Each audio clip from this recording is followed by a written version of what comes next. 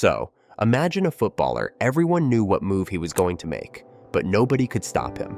A player that is so predictable, but yet so impossible to stop. As Bruce Lee once said, "Fear not the man who has practiced 10,000 kicks once, but I fear the man who has practiced one kick 10,000 times." The player we are talking about is Arjen Robben, the man of glass. He was so effective on the wing, and some might say one of the best of our generation. His signature move, cutting inside from the right wing onto his left foot and finishing it outside the box. Robben showed that you don't need to be two-footed to become one of the best. But how was no one able to stop him, knowing what he was going to do? Starting his career in the Netherlands with FC Groningen at just 16 years old, Robben showed a lot of potential early on, playing 18 matches, scoring 2 goals and 3 assists in his first season. His breakthrough came the following season, where he played 26 games, scoring 6, and catching the attention of PSV, who signed him for €3.9 million. At PSV, Robben formed a dynamic duo with Matej Kejman. They played a critical role in winning the title for PSV, finishing just 1 point ahead of Ajax. His performances quickly attracted attention from Europe's top clubs, but it was Chelsea who swooped in with a deal worth $12 million, and now Robben was on his way to England. Robben's start at Chelsea was delayed due to injury, which kept him sidelined until October. But upon his return, he made an immediate impact, winning Premier League Player of the Month in his first month playing. But not long after, he was hit with another injury. However, he still provided 7 goals and 9 assists in only 18 games that season, contributing to Mourinho's undefeated dominance with Chelsea winning the Premier League. Second season with Chelsea, and the same thing over again. What thing? His injuries. He kept on getting injured again and again. By the third season, Mourinho started to question himself, and by the end of the season, Robben was up for sale. Shortly after, Real Madrid offered a deal worth £24 million, and Robben was on his way to Spain. At Madrid, Robben would start off coming from the bench, but quickly became part of the starting 11. He had 4 goals and 4 assists in 12 games, but his stats didn't really tell the full story. It was his plays, runs, and setting up his teammates for golden scoring chances that made him special. Finishing off the season winning La Liga, 18 points ahead of their rival Barcelona. However, with the return of Florentino Perez and the Galactico signings of Ronaldo, Kaká, Benzema, and Xavi, came the question, where was Robben's place in the team? Well, the answer was simple. There wasn't a place for him anymore, and by the end of the season, he would be sold to Bayern Munich.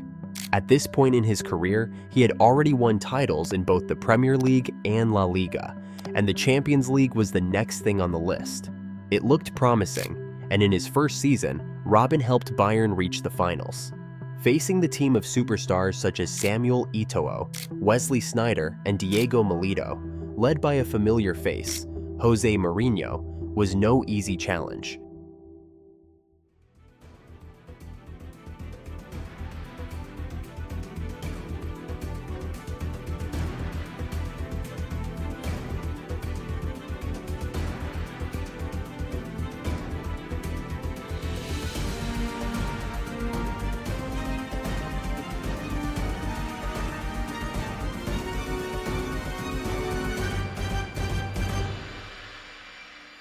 And in the end, Inter Milan took the win by 2 goals. However, Bayern still won the Bundesliga that year, with Robben's 16 goals and 5 assists in 24 games, earning him Footballer of the Year in Germany. That summer, Robben headed to the 2010 World Cup with the Netherlands. Although injury kept him out of the first 2 group matches, he returned in the knockout stages, scoring with his signature cut-in and perfect finish outside the box against Slovakia in the round of 16. The Netherlands managed to reach the finals as underdogs after knocking out Brazil, now facing the prime Spain of Xavi, Busquets, Iniesta, Ramos, and Puyol. A game that started off slow, but in the 61st minute, Robben got a huge one-on-one chance against Iker Casillas, a chance to win the World Cup, a chance he missed. The game went on to extra time, where Spain took the lead in the 115th minute, making Robben once again lose another final. and his injury from the start of the tournament haunted him, keeping him out for the first 2 months for Bayern. But when he was back, he caused a storm, scoring 12 goals and providing 8 assists in only 14 games, earning him a Ballon d'Or nomination. Bayern reached the Champions League final once again in 2012 after knocking out Real Madrid, once again led by Jose Mourinho, in penalties where Ronaldo, Ramos, and Kaká all missed. In the finals, Robben would face yet another familiar face, Chelsea. A game that ended in a tie, and in extra time, Robben had the chance to secure victory with a penalty, but his shot was saved by Petr Cech. The game went to penalties, where Bayern once again lost another final. The same thing happened against Dortmund in the Bundesliga title race, where Robben once again missed a penalty. In his 3 years at Bayern, he had lost the Champions League title against Inter, lost the World Cup final against Spain, lost 2 Bundesliga titles, and on top of it, missed a penalty against Chelsea that cost them the Champions League title. The 2012-2013 season was a make-or-break year for Robben. Bayern started in domination, crushing Barcelona 7-0 in the semi-finals, and faced Dortmund in the finals.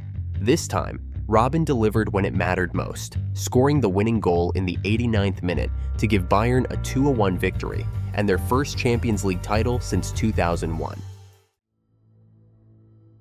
This was only the start of the dominance for Bayern, as they won the Bundesliga every year from 2013 to Robben's retirement in 2019. In 2020, Robben made a brief comeback with his boyhood club Groningen, but injuries once again derailed his efforts, and he retired for good in 2021. All in all, Robben's career should be remembered as one of the best wingers of our generation, a player enjoyable to watch, whether you liked him or not.